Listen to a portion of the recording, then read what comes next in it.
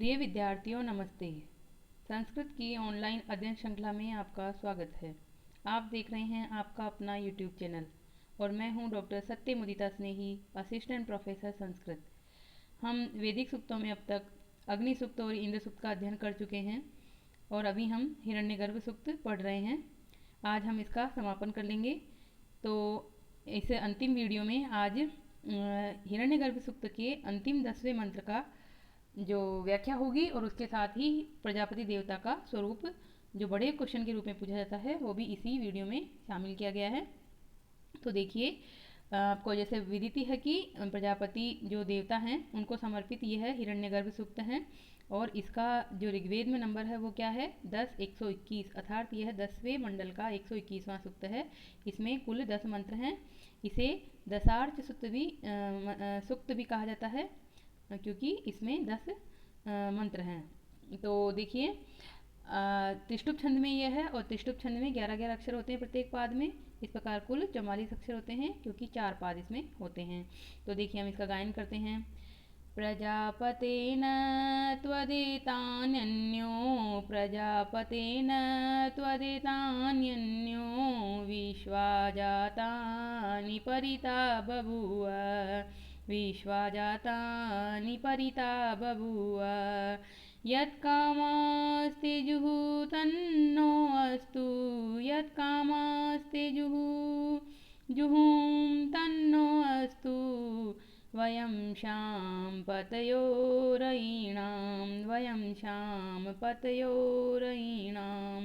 पदपाठ। देखिए, पदपाठ क्या होता है?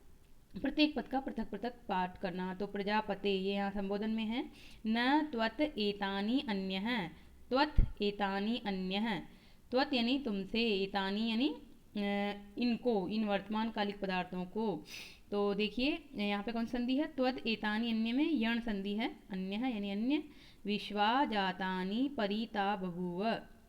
यत कामः ते, यत जो कामः यानी विसर्ग हो जाएगा स के बाद सका, कामः ते जुहुमः, यहाँ भी विसर्ग हो जाएगा। तत नः अस्तु अस्तु। वयम शाम पतयः रयीणाम, पतयः पति शब्द का बहुवचन में पतयः। तो देखिए, शब्दार्थ में क्या है, ज़्यादा कठिन शब्दार्थ यहाँ वैसे नहीं है। तो प्रजापतये यानी कि प्रजापति संबोधन में, हे प्रजापति। नह यानी नहीं, त्वत यानी तुमसे यानी तुम्हारे अतिरिक्त। एतानि यानी एतानि विश्वा जातानि, इन विश्व में हुए संपूर्ण उत्पन्न हुई चीज़ों को। ता और उनको, उस समय में भी यानी भूतकाल में भी, यानी कि एतानि और तानि इस समय में और उस समय में हुए संपूर्ण पदार्थों का को परिता बभूव, परि बभूव। परि यानी चारों ओर से, बभूव यानी व्याप्त किए हुए हो, यानी तुमसे अतिरिक्त अन्य कोई ऐसा नहीं है जो इन वस्तुओं को, जो वर्तमान कालिक वस्तुएं हैं उनको और जो भूतकालिक चीज़ें हैं उन सभी पदार्थों को व्याप्त किए हुए हो। ऐसा कोई नहीं है, तुम्हारे अतिरिक्त और कोई भी नहीं है, यानी तुम ही व्याप्त करने वाले एकमात्र प्रभु हो, ईश्वर हो, अर्थात तुम ही उन सबको व्याप्त करने वाले हो, उस सबको एक तरह से उनकी सत्ता देने वाले तुम ही हो। यत कामः ते जुहुमः तत् नः अस्तु। यत कामा जिस कामना से, जिस मनोकामना से, जिस फल की इच्छा से, ते जुहुमः तुम्हारे लिए हम हवन करते हैं, तत् वह, नः अस्तु हमारी होवें, वह हमारी होवें, यानी कि जिस जिस कामना की प्राप्ति के लिए, इच्छा की प्राप्ति के लिए हम यज्ञ करते हैं वह सभी कामनाएं हमें प्राप्त होवें। तो इसमें क्या है कि जैसे पुत्रेष्टि यज्ञ पुत्र के लिए किया जाता है, कोई धन के लिए यज्ञ किया जाता है, कोई वर्षा के लिए यज्ञ किया जाता है। तो इस प्रकार से जिस भी कामना के लिए हम यज्ञ करते हैं, तुम्हारे लिए ये हवि का विधान करते हैं, क्योंकि पीछे आया था कस्मै देवाय हवि का विधेम, तो हवि हमने की, हवि का विधान किया। अब हवि के विधान के बदले में आप हमें क्या दें? तो जिस जिस कामना से हम हवन करते हैं, यज्ञ करते हैं, वह सारी कामनाएं आप हमारी पूरी करें, वह हमारी हों। वयम श्याम पतय रयीणाम, वयम यानी हम सब, रयीणाम पतय धन के स्वामी हो जाएं। तो देखो, धन के स्वामी हो जाएं का क्या मतलब है यहाँ पर? कि धनवान बन जाए, सुख समृद्धि हमारे पास आए। और वयम शब्द क्या है? वयम में ऋषि जो हिरण्यगर्भ हैं, हिरण्यगर्भ ऋषि यहाँ पर अपने साथ अन्य को भी शामिल करते हुए हम के रूप में करें। हम सब जो भी कोई यज्ञ करें, जो भी आपके लिए आहुति का विधान करें, वह सब इस तरह से प्राप्त हों आपको कि वो हमारे लिए फल की सिद्धि देने वाली हो। तो इस प्रकार यहाँ पर अन्वय देखिए, हे प्रजापते त्वत् अन्यः एतानि विश्वा जातानि ता न परिबभूव। तुम्हारे से अतिरिक्त, तुम्हारे को छोड़कर, एतानि विश्वा जातानि, इन विश्वा जातानि संपूर्ण उत्पन्न हुई चीज़ों को, और उनको यानी उन भूतकालिक चीज़ों को भी परिबभूव यानी कि चारों ओर से व्याप्त किए हुए हैं। तुमसे अतिरिक्त कोई अन्य इनको व्याप्त नहीं किए हुए हैं, यानी तुम ही व्याप्त किए हुए हो। सबको आप ही व्याप्त करते हैं। यत कामः ते जुहुम तन्ना अस्तु। जिस कामना से हम जिस भी कामना से हम तुम्हारे लिए हवि का विधान करते हैं, वह कामना हमारी पूरी हो। हे ऐश्वर्यों के धनपतियों के स्वामी, हमें भी धन के स्वामी बना दीजिए, हम भी धन के स्वामी बन जाएं। अब देखिए विशेष में जो कि टिप्पणी है क्या है, त्वत एतानि अन्य है, ये क्या है, संधि है। त्वत एतानि अन्य, एतानि और अन्य में कौन सी संधि, यण संधि। त्वद अन्य कपि देवः न। एतानि ता विश्वा जातानि, एतानि यानी कि इनको, एतानि इनको, इन वर्तमान काल वाली चीज़ों को, तानि उनको, ता शब्द का जो लौकिक संस्कृत में बनेगा तानि, तो इनको और उनको, सभी उत्पन्न हुई चीज़ों को तुम ही व्याप्त करते हो, तुम्हारे अतिरिक्त कोई और व्याप्त नहीं करता है।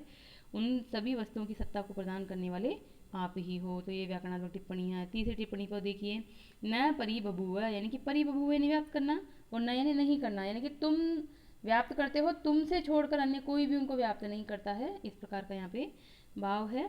तो काल त्रयवर्ती पदार्थों के चारों ओर अवस्थित नहीं हो सका है कोई और, बस तुम ही एक तरह से त्रिकाल अंतर्यामी हो और सब कुछ करने वाले आप ही हो। तो इस तरह से हो जाएगा। यत कामः, अगले में देखिए, यत कामः जिस फल की इच्छा से, जिस फल की इच्छा से,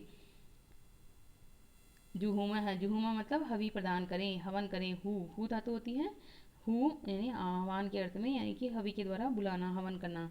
विश्वा, विश्वा मतलब विश्व शब्द का नपुंसकलिंग द्वितीय विभक्ति बहुवचन में बनता है विश्वा। अगर ये लौकिक संस्कृत का होता तो क्या बनता, विश्वानी, विश्वम विश्वे विश्वानी वैसा बनता। जातानी, जातानी को देखिए, जन धातु से त प्रत्यय का त शेष रहता है तो बना जात है, और उसके बाद में हो गया जातानी। ता जो है यहाँ पर तत् शब्द है, तत् शब्द का जब हम नपुंसकलिंग द्वितीय विभक्ति बहुवचन में बनाएंगे तो बनेगा ता। तो ये वैदिक प्रयोग है, वैदिक रूप है। जुहुम है, जुहुम में क्या है, हु धातु से लट लकार उत्तम पुरुष बहुवचन में है क्या चीज, जुहुम है शब्द। तो इस प्रकार से इस मंत्र में अंतिम मंत्र था जो कि किसका, हिरण्यगर्भ सूक्त के 10वें जो मंडल है उसका 121वां ये सूक्त है, ऋग्वेद का था।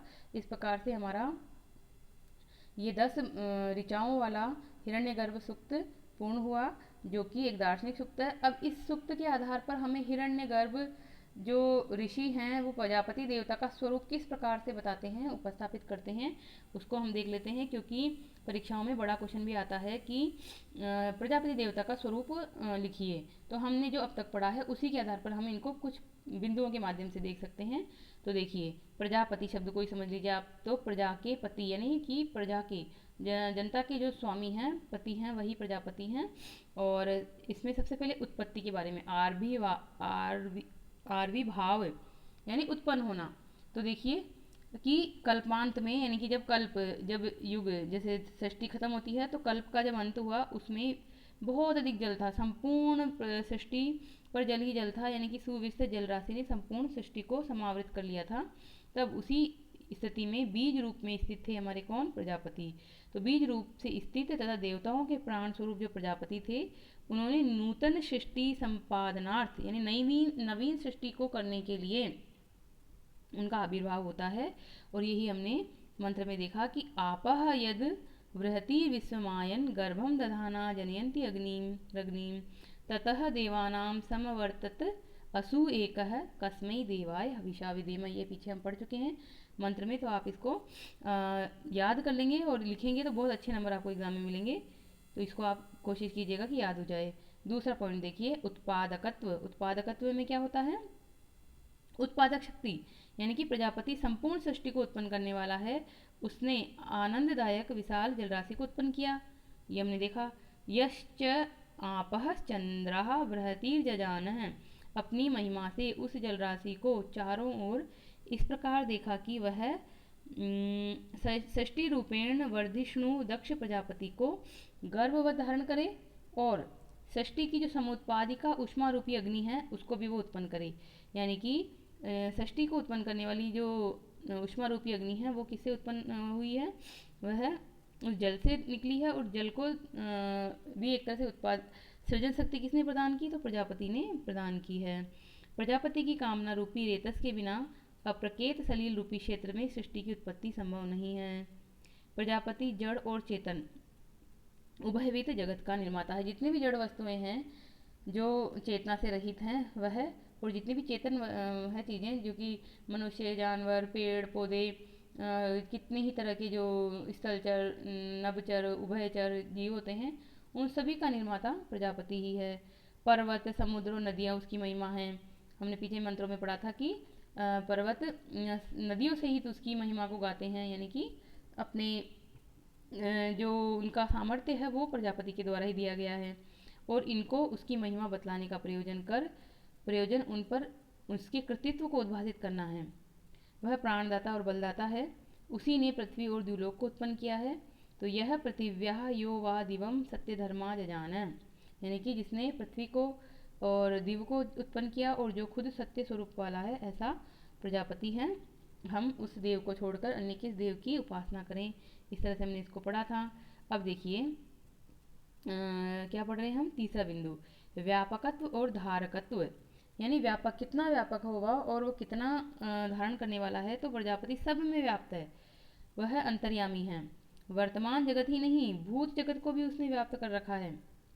यानी कि जैसे कहते हैं कि हम तो केवल वर्तमान में जीते हैं, वर्तमान को देखते हैं, परंतु जो परमपिता परमेश्वर होते हैं उनको भूत, भविष्य और वर्तमान तीनों का व्याप्त करने वाला बताया गया। यानी कि तीनों को वह जानता है और यह सामर्थ्य केवल उसमें है, किसी अन्य में नहीं है। प्रजापते नह त्वद एतानि अन्यो विश्वा जातानि परिता बभूव। जो हमने अभी 10वां मंत्र पढ़ा, अंतिम मंत्र में यही बात आई थी कि अन्य किसी देवता में वह सामर्थ्य है ही नहीं जो आप में है।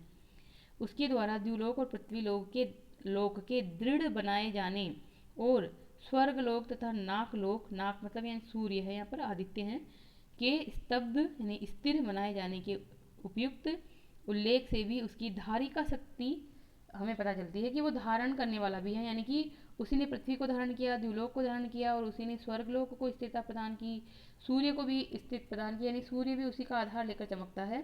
इस प्रकार से जितने भी तारे, नक्षत्र, सूर्य ग्रहण, चंद्र ग्रहण, जितनी भी गतिविधियाँ होती हैं वो सभी जो है प्रजापति देवता के वजह से ही होती है।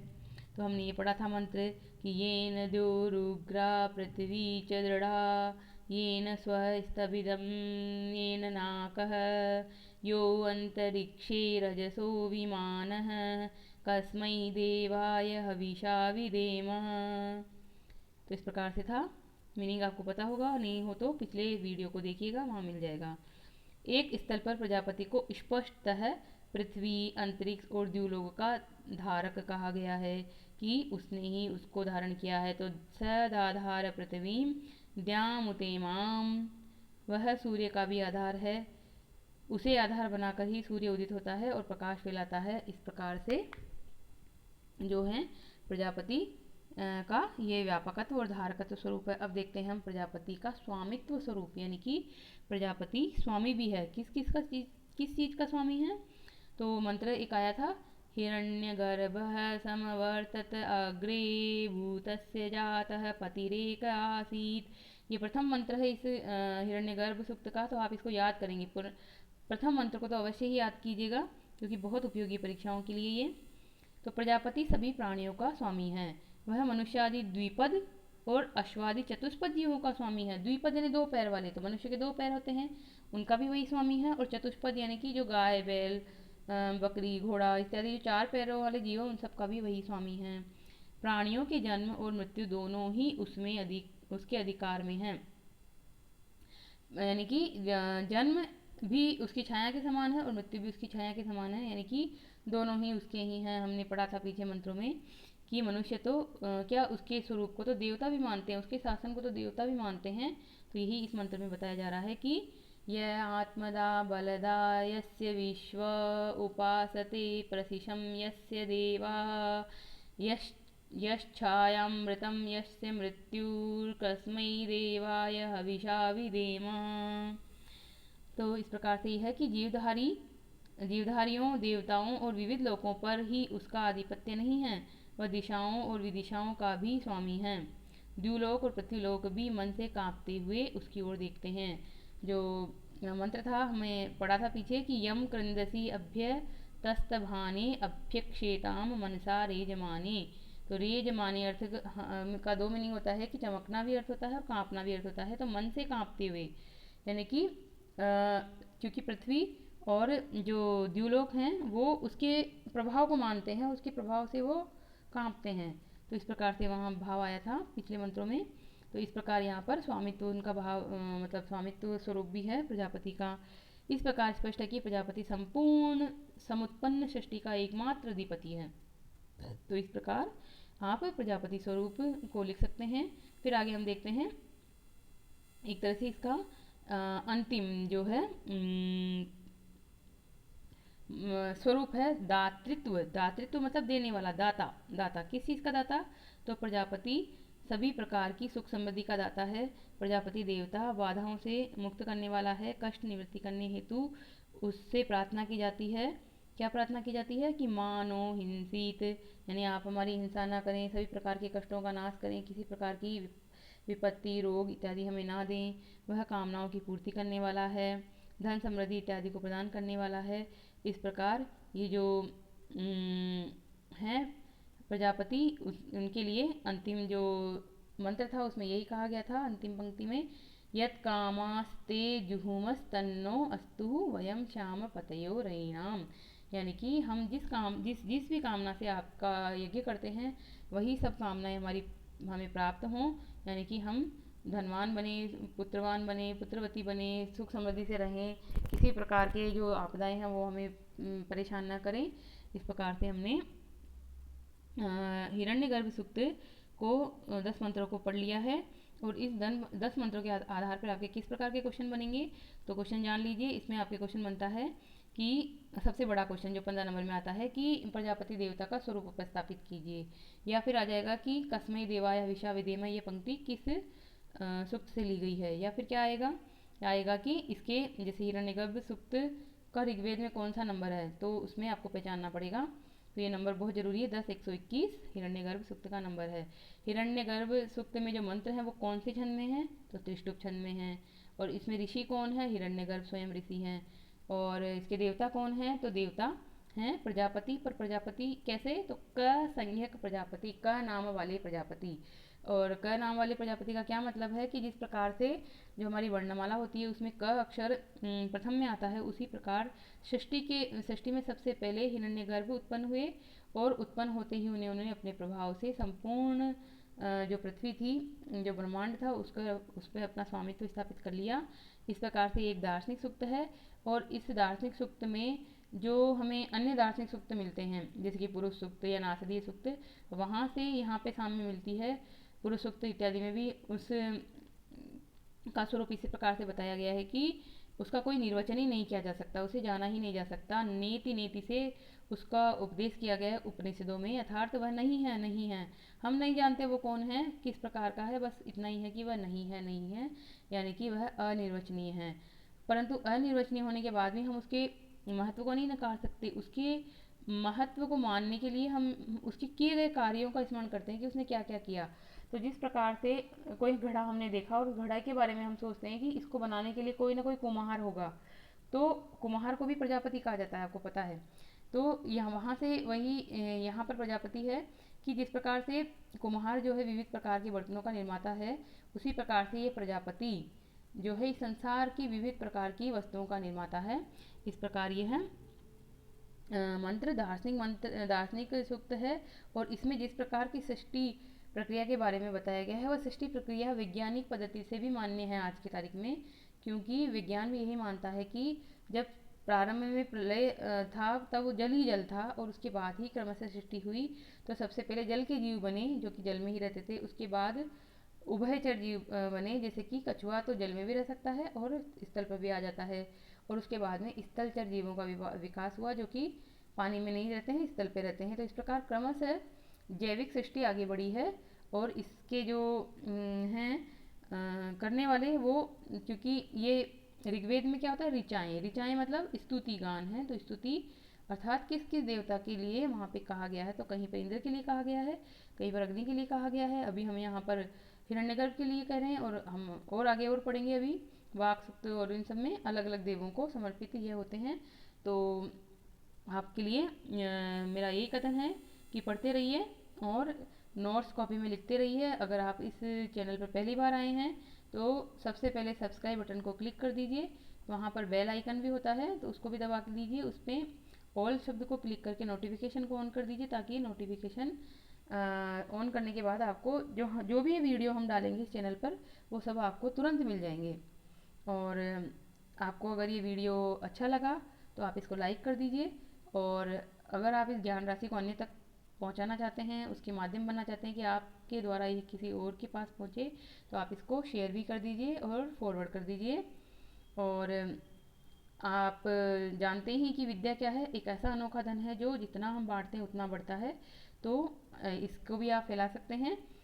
इससे क्या होगा कि यह जो चैनल है वो लोकप्रिय होगा, और लोकप्रिय होने से इसकी पहुंच अन्य लोगों तक होगी।